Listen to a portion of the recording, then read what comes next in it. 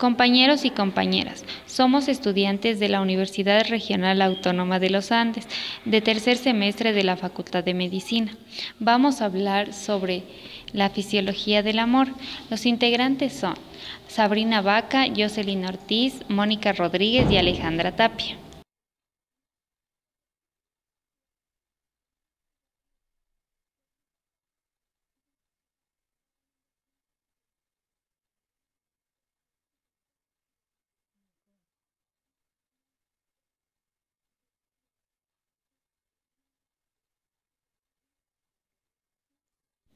Fisiología del amor. El enamoramiento es un estado emocional surcado por la alegría y la satisfacción de encontrar a otra persona que es capaz de comprender y compartir tantas cosas que trae consigo la vida. Se trata de un proceso que se inicia en la corteza cerebral, pasa al sistema endocrino y se transforma en respuestas fisiológicas. Biológicamente es producido por la acción de sustancias químicas, así como de regiones determinadas de nuestro cerebro. Es decir, que son producidas por cambios en nuestro sistema nervioso y muy asociadas a nuestro sistema endocrino. El cerebro produce una cantidad elevada de endorfinas y encefalinas. Son sustancias producidas por neuronas especializadas que se encuentran en el hipotálamo, en donde se lleva a cabo una serie de conexiones de neuronas encargadas de las emociones, memoria, aprendizaje, sueño, vigilia, hambre, entre otras. Por lo tanto, cuando aumentan en el cerebro las endorfinas, encefalinas y feniletilamina durante el enamoramiento, la persona se siente sin hambre, ve todo color de rosa, parece distraído, está alegre, se siente entre las nubes con alegría, vitalidad y muchas emociones positivas más. El amor romántico se desencadena por una entrada visual. Las áreas que están involucradas son la corteza, la ínsula medial, el cíngulo anterior, el hipocampo y la subcorteza, partes del cuerpo estriado y probablemente el núcleo abducens, que en conjunto constituyen las regiones centrales de la recompensa. La amígdala está constituida por una serie de masas neuronales y fibras nerviosas de asociación. Se encuentra en la porción dorsomedial. La amígdala recibe y responde a la información sensorial auditiva, gustativa, visual y olfativa. La estimulación de la amígdala provoca el reclutamiento de los procesos de atención que aumentan el procesamiento de la información sensorial entrante y mejoran la vigilancia. La corteza prefrontal se compone de múltiples subregiones que contribuyen a una amplia variedad de actividades que van desde el conocimiento de la motivación hasta llegar a la emoción. El hipocampo, situado dentro del lóbulo temporal medial, es un sustrato neuroanatómico clave en el aprendizaje y la memoria. Desempeña un papel importante en la cognición y es importante para el procesamiento de la información. Durante el amor romántico, tiene conexiones ricas con otros sitios del cerebro, tanto cortical y subcortical. Entre estos se encuentran conexiones con el lóbulo frontal, parietal y la corteza temporal media. Comportamientos dentro del amor.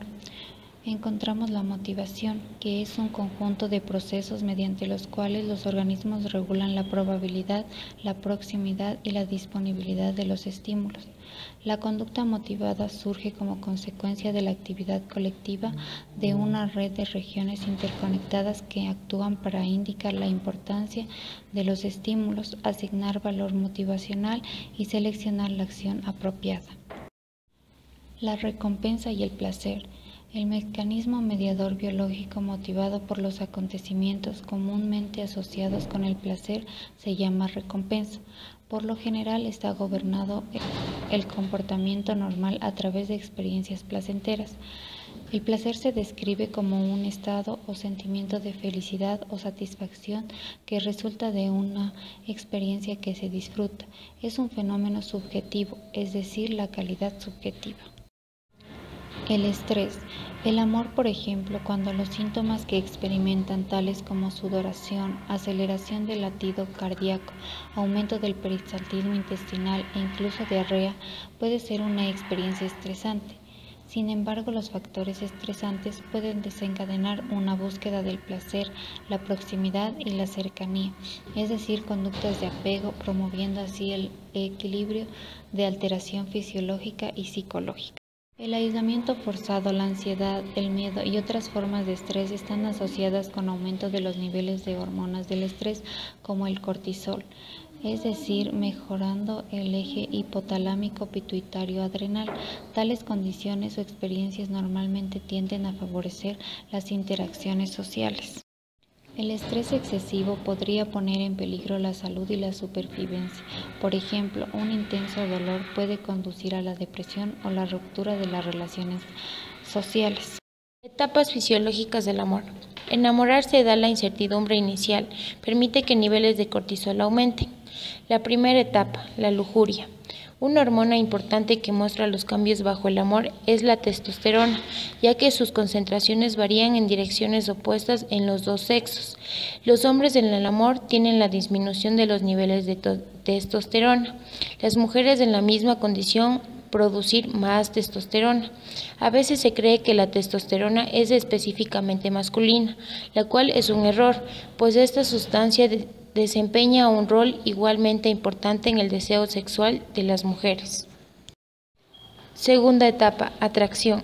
Es considerada la verdadera fase del enamoramiento.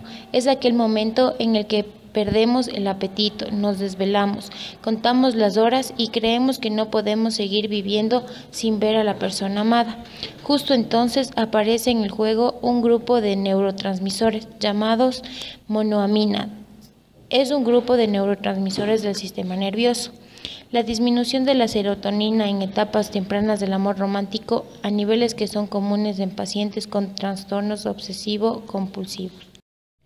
Tercera etapa, el apego. El sistema nervioso genera dos hormonas cruciales para los vínculos sociales, la oxitocina y la vasopresina, vinculadas al apego y a la unión, liberados especialmente durante el orgasmo en ambos sexos, el parto y la lactancia en las mujeres. La concentración de neuromoduladores aumenta durante la fase intensa, el apego y el emparejamiento romántico. Los receptores para ambos son distribuidos en muchas partes del tallo cerebral que se activan durante tanto amor romántico y maternal. Es destacar que la excitación sexual activa regiones adyacentes especialmente interesantes en este sentido. Es la activación del hipotálamo con ambos sentimientos románticos y sensual de excitación, pero no con el amor maternal. El amor maternal. La motivación de la madre o la capacidad de respuesta de una madre hacia su hijo está influenciada por la activación dentro del sistema mesocorticolímbico. La oxitocina también parece influir en el comportamiento de un niño hacia su madre. Como madres buscan activamente a sus hijos, también los hijos la buscan. Los niveles plasmáticos de oxitocina están positivamente relacionados con la atención y el afecto de madres y padres muestran a sus hijos pequeños. La activación de la amígdala se atenúa significativamente después del tratamiento por la oxitocina intranasal y se sugiere para reducir el estrés que puedan ayudar a mover la capacidad de respuesta a los bebés que lloran. Estructuras anatómicas involucradas. El enamoramiento se inicia tras la formación visual. Hay varias áreas de la corteza cerebral y zonas subcorticales del cerebro que se activan con el enamoramiento y se encargan de las situaciones sentimentales y emocionales del organismo. Entre estas estructuras están la formación del hipocampo, el área septal, el hipotálamo, el núcleo amigdalino, las proyecciones serotoninérgicas del ROFE del tronco encefálico y la corteza prefrontal de la corteza otorrinal. Todas estas estructuras pertenecen al llamado sistema límbico, implicado en la inteligencia emocional, el aprendizaje y la memoria de fijación.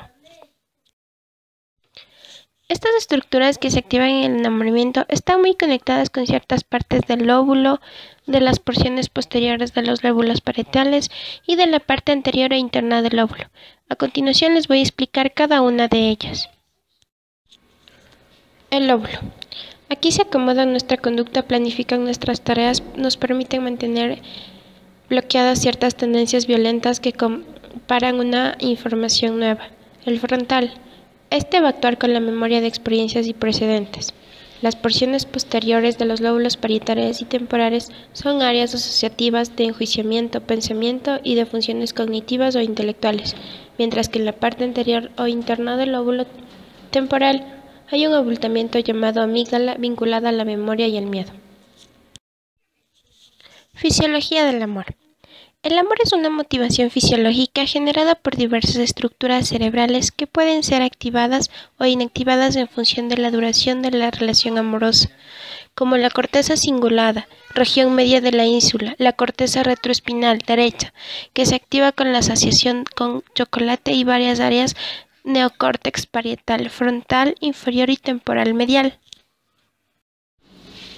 Además, el amor, al ser generado por diversos sistemas que actúan conjuntamente, dando como efecto diversas sensaciones fisiológicas como son aceleración de la frecuencia cardíaca, sudoración, dilatación de la pupila, la sensación de tener mariposas en el estómago, disminuir el apetito, sentirse vigoroso, entre otras. Estas reacciones son provocadas por distintas hormonas que secreta el sistema endocrino o hormonal, que a partir de la activación del sistema límbico en respuesta a estímulos externos son captados por el organismo a través de los sentidos. El estar enamorado implica un constante bombardeo hormonal que crea sensaciones de bienestar, felicidad e incluso uno puede hacerse adicto al enamoramiento. Esto explica en gran medida el gran dolor y depresión que se presenta en aquellos que presentan una ruptura al estar enamorados. De manera fisiológica, se puede decir que se deprimen y se presentan cabizbajos por el dolor de perder su dosis diaria de hormonas placenteras. Los padecimientos y goces del amor se albergan en el sistema nervioso autónomo, que es el que rige un montón de emociones como el miedo, el orgullo, los celos y por supuesto el enamoramiento, y es el responsable de secretar diversas sustancias, entre ellas las feromonas hacen que cada persona tenga un olor corporal diferente. Los seres humanos no tenemos un olfato tan privilegiado, pero parece que de tal forma inconsciente reconocemos y relacionamos al olor de la persona amada, por la presencia de feromonas sexuales en el sudor y secreciones corporales, principalmente en las zonas genitales. La adrenalina. Esta incrementa la presión sanguínea, acelera el ritmo cardíaco y hace que respiremos más profundo. La presión sanguínea es alta, es la responsable, las manos se tornen sudorosas y da los rubores de las primeras etapas del enamoramiento. La noradrenalina provoca excitación sexual y una elevación del humor y hace que nos sintamos seguros y a gusto cuando compartimos momentos con la persona que consideramos especial. La testosterona es responsable del deseo sexual. Los hombres con altos niveles de testosterona en circulación tienden a desarrollar una mayor actividad sexual, por lo que la libido masculina tiene su punto más alto entre los 20 años y las mujeres sienten mayor deseo en torno a los días de ovulación, cuando los niveles de testosterona aumentan. Los hombres que producen más testosterona son menos propensos a casarse y tienen mayor posibilidad de divorciarse una vez casados, ya que es más probable que abandonen su hogar debido a problemas de relaciones maritales. La anfetamina es la responsable del estado inicial de euforia, seguido del amor romántico y por último el apego, liberadas tanto por el hombre como por la mujer en el juego inicial del amor. El periodo de euforia puede durar de 18 meses a 4 años, y luego el cuerpo se acostumbra al estímulo y la relación pasa a estado de apego, en el que el cerebro produce endorfinas que calman la mente y reducen la ansiedad. Además, juegan un papel importante en el amor maduro, generando bienestar. Por el contrario, en el amor propio de adolescentes intervienen ciertas sustancias como la feniltilamina, que es la causante del estado de euforia que ciega a los amantes prohibidos. Los niveles de esta sustancia no se mantienen a lo largo del tiempo, ya que en un par de años comienza a decaer. La feniletilamina. El verdadero enamoramiento se desencadena por esta hormona, provocando el estado de felicidad y euforia que manifiesta el enamorado. La producción de esta sustancia puede disparar por cosas tan básicas como una profunda mirada a los ojos o un simple rozar de manos. Cuando te enamoras, la feniltilamina o FEA se eleva y produce un efecto parecido a las anfetaminas. Tu energía se absorbe, sientes placer, optimismo y excitación. Idealizas a la persona elegida y con solo pensar en ella se acelera el metabolismo y disminuye el apetito. La feniletilamina amina es una hormona que varía con nuestros estados de ánimo, actúa como las feromonas en la atracción entre sexos, responde a estímulos visuales provocando la atracción a primera vista o flechazo. Cuando las mujeres sienten amor romántico, los niveles de dopamina y la actividad cerebral aumentan en 3 lugares de la materia gris, que tienen que ver directamente con las emociones y los sentimientos. Estos lugares son núcleo caudado, septo y corteza parietal posterior. Estas áreas están involucradas estrechamente a la atención, las emociones y las recompensas. Adicción. Se cambia por completo la percepción del tiempo y de las necesidades reales. El individuo pasa a segundo plano por dar prioridad al ser amado. Aquí lo más importante es el deseo por estar cerca de quien se quiere. Se da una tolerancia y dependencia desde un aspecto farmacológico. Nos volvemos irreales e irreflexivos. Se llega a un estado de negación de la realidad tan grande que disminuye la capacidad de inteligencia. Pérdida de atención. Los procesos de memoria disminuyen, lo que ocasiona que se pierda la capacidad de llegar a las conclusiones lógicas de manera rápida. Obsesión y compulsión. Genera un cambio social. Se empieza a desatender las labores profesionales o académicas, incluso a salir o convivir con otras personas. Se pierde sentido. Trastorno bipolar y relaciones afectivas. Los pacientes diagnosticados de trastornos bipolares pueden y de hecho se enamoran de forma similar a la de todo el mundo. La única consideración que se podría hacer tiene relación con las recaídas de las fases maníacas durante las cuales existe mayor disyunción, aceleración, nuevos proyectos, hiperactividad y las emociones fluyen de forma más torrencial. Cualquier enamoramiento tiene algo de obsesivo. En tanto, las personas enamoradas piensan reiteradamente en su enamorado o enamorada, y suele suceder que la vida cambia en el sentido de integrar a la otra persona en la vida del enamorado. Síndrome de Cleburne-Bucy. Es un trastorno de la conducta que sucede cuando los lóbulos temporales mediales del cerebro tienen alterada su función. La amígdala está particularmente implicada en la patogenia de este síndrome. En este síndrome existen formas de sexualidad o enamoramientos exagerados resultado de las lesiones del lóbulo temporal, debido a la destrucción de las áreas prefrontales. Las personas con lesiones en los lóbulos temporales muestran conductas similares. La eratomanía o síndrome de Clerambault es una variante de la esquizofrenia paranoide. Consiste en un enamoramiento obsesivo, eligiendo un objeto de amor inalcanzable y generalmente de rango social superior. El enfermo experimenta la convicción de que la otra persona le corresponde secretamente y le envía señales en clave con cada acto corriente. El riesgo constante de frustración y rechazo provoca episodios de celotipia. Eratomanía. La eratomanía es un trastorno delirante sistematizado, aunque esta patología se comporta como un síndrome que puede surgir durante el curso de trastornos orgánicos cerebrales, efectivos y esquizofrénicos. Este trastorno es muy persistente, pero puede cambiar de objeto o combinar varios objetos diferentes. Hay evidencia de que estos pacientes poseen personalidad sensitivo-paranoide, aislamiento social e inhibición sexual. Estos pacientes difícilmente superan su conducta de sus delirios. Fármacos involucrados. Los antidepresivos, fármacos cuyo efecto negativo en la sexualidad es bien conocido, podrían también suprimir emociones humanas básicas como el amor y el romance. Una nueva teoría sugiere que los antidepresivos de esta clase también pueden alterar de forma sutil la química fundamental del amor, apagando la pasión inicial e impidiendo que las personas destinadas a encontrarse puedan cumplir su destino.